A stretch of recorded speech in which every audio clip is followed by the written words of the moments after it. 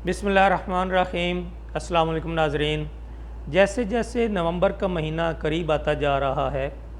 पाकिस्तान के सियासी रहनुमाओं और पाकिस्तान की सियासी जमातों की बेचैनी में इजाफ़ा होता जा रहा है। जैसा कि आप सब के इल्म में है कि नवंबर के महीने में पाकिस्तान आर्मी के चीफ़ की तब्दीली का टाइम है और मौजूदा चीफ़ बाजवा साहब की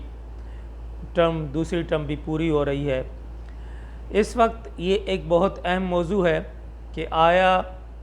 आर्मी चीफ़ को एक्सटेंशन दी जाती है या कि नया आर्मी चीफ़ अपॉइंट किया जाता है। सवाल ये है कि पहला सवाल तो यह है कि आया मौजूदा आर्मी चीफ़ को एक्सटेंशन देनी चाहिए या नहीं देनी चाहिए, और क्या ये एक्सटेंशन देने की जो रवायत डाली गई है ये बरकरार रहनी चाहिए या नहीं। तो इस सवाल का सीधा साधा जवाब है कि एक्सटेंशन नहीं देनी चाहिए, और कोई भी शख्स नागुज़ीर नहीं होता। अपनी टर्म पूरी करके वो जिस भी इदारे का सरबराह हो, चाहे वो आर्मी का सरबराह है, एयरफोर्स का सरबराह है, नेवी का है, अदलिया का है, या किसी भी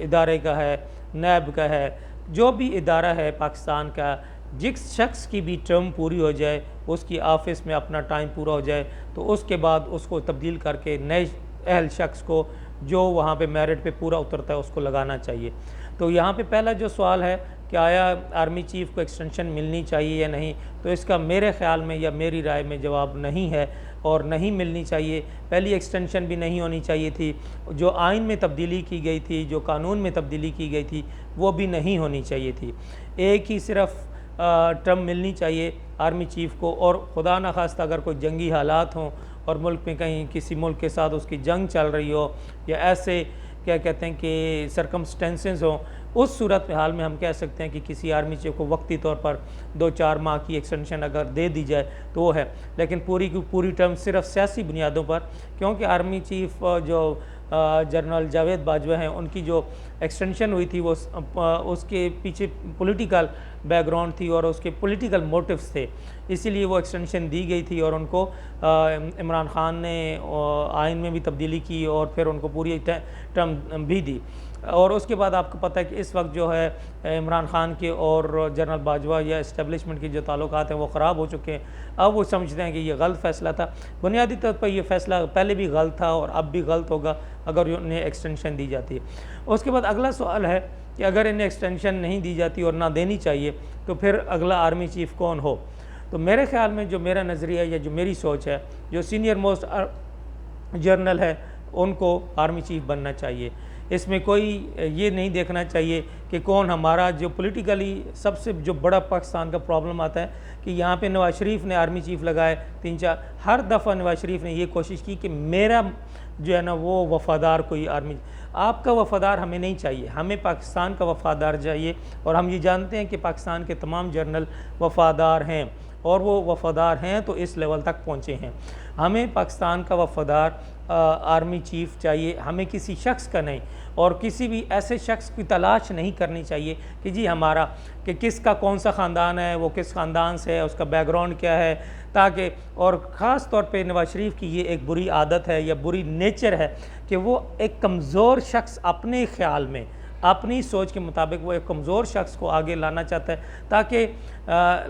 लाता रहा भी है। ये पास्ट में भी नवाज शरीफ की ये नेचर रही है कि वो ऐसे शख्स को कि जी शायद तो उसका बैकग्राउंड कमज़ोर ऐसा हो या ऐसे किसी ख़ानदान से हो या ऐसी कम्युनिटी से हो कि जो कमज़ोर हो, तो ताकि और ये एक हकीकत है कि जो लोग प्रोफेशनल कमज़ोर लोगों को तलाश करने की कोशिश करते हैं, असल में वो कमज़ोर लोग फिर वक्त आने पे नुकसान भी बहुत ज़्यादा देते हैं। उसकी एक बहुत बड़ी मिसाल जनरल ज़िया-उल हक़ की और भुट्टो की मिसाल है कि भुट्टो साहब ने भी अपनी दानिस्त में एक ऐसा शख्स सामने लाए थे कि जो उनका बहुत वफ़ादार है, लेकिन उसी शख्स ने उनको फिर फांसी पे लटकवा दिया था। तो यहाँ पे भी यही है कि हमें किसी शख्स का ज़ाती जो है ना उसके साथ वफ़ादारी नहीं देखनी, हमने मुल्क के साथ, चाहे वो शख्स अपनी प्रोफेशनल लाइफ में बहुत सख्त हो, असूल पसंद हो और चलने वाला, उसी शख्स को आगे आने चाहिए। और हमेशा याद रखिए जो असूल पसंद लोग होते हैं, जो क्या कहते हैं कि अपने असूलों पे कायम रहने, वो कभी किसी की पीठ में छुरा नहीं घूमते, कभी वो कोई साजिश नहीं करते। वो हमेशा जो भी बात होती है कानून असूल के मुताबिक आपके सामने करेंगे, आपके साथ ही टफ टॉक करेंगे, आपके साथ उसकी गुफ्तगू करेंगे, लेकिन आपकी पीठ में बैक स्टैबिंग नहीं करेंगे। तो यहाँ पे भी यही मामला है कि इस वक्त जो आर्मी चीफ़ का जो मामला सामने आ रहा है उसमें बेहतरीन यही है कि जो मौजूदा आर्मी चीफ़ हैं उनकी जो खिदमात हैं उनका शुक्रिया अदा करना चाहिए, और उनके बाद उनकी जो ना उनकी खिदमात का जो उन्होंने पिछले 2 टर्म्स में तकरीबन 6 साल का ये अरसा बन रहा है, उन्होंने मुल्क व कौम के लिए की हैं, उनका उसको रिगार्ड करें और उन्हें बाइज़्ज़त तरीके से रिटायरमेंट ले लेनी चाहिए। और रिटायर करके दूसरे जो सीनियरिटी में 2 जनरल्स मौजूद हैं उनमें से एक जनरल को आप आर्मी चीफ़ और दूसरे को chief of joint staff committee वो लगा दी जाए, और इसमें कोई ज़्यादा पॉलिटिक्स करने की ज़रूरत नहीं है कि कौन आएगा कौन नहीं आएगा। सीनियर मोस्ट को लगा दिया जाए, और सीनियर मोस्ट जनरल अपने लाइफ में वो प्रोफेशनल्स होते हैं, उन्हें पता है कि हाउ टू कमांड, इसलिए किसी इस तरह के चक्कर में पड़ने की ज़रूरत नहीं है कि अपना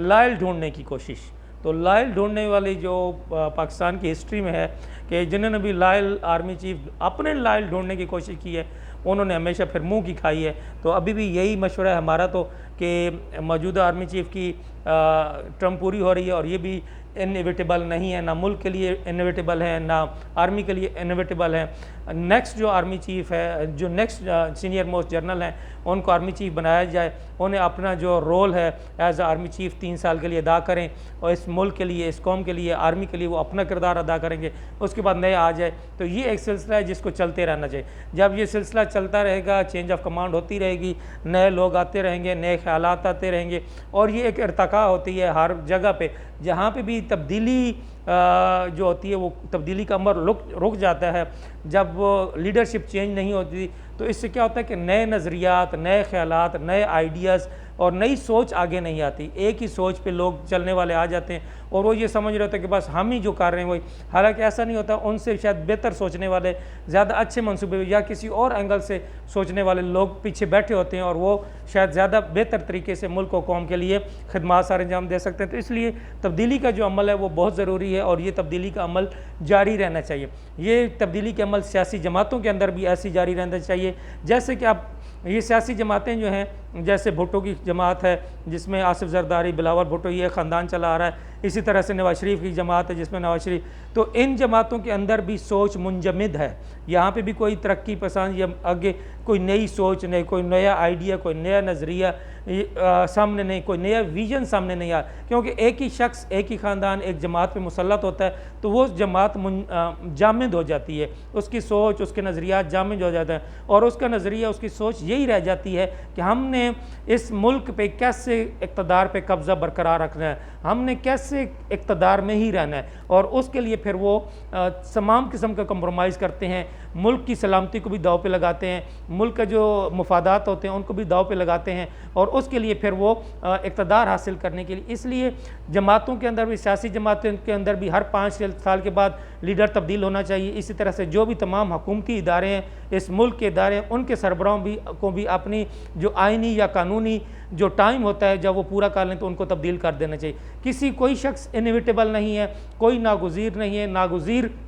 लोगों से कब्रिस्तान भरे पड़े हैं और जो अपने आप को नागुज़ीर समझते थे वो चले गए। दुनिया का निज़ाम चल रहा है, मुल्क चल रहे हैं, ममालिक चल रहे हैं। इसी तरह से पाकिस्तान में भी कोई नागुज़ीर नहीं, ना कोई सियासी लीडर नागुज़ीर है, ना कोई आर्मी चीफ़ नागुज़ीर है, ना कोई जनरल नागुज़ीर है, ना कोई पुलिस वाला, ना किसी भी इदारे के अंदर कोई नागुज़ीर शख्स नहीं है। इसलिए हमें इस तब्दीली के अमल को जारी रखना चाहिए ताकि मुल्क के अंदर इर्तिका और तरक्की का प्रोसेस चलना चाहिए और नई सोच, नए लोग, नए नौजवान ज़हन सामने आए जो इस मुल्क को, कौम को तरक्की की तरफ लेके जाएँ। तो ये मेरा आइडिया है, ये मेरा नज़रिया है कि मुल्क में अगर तरक्की और तब्दीली का अमल जारी रखना है तो जो लीडरशिप है मुख्तलिफ मैदानों की, उस लीडरशिप को वक्त के साथ साथ तब्दील होते रहना चाहिए। इजाज़त दीजिए, अस्सलाम वालेकुम।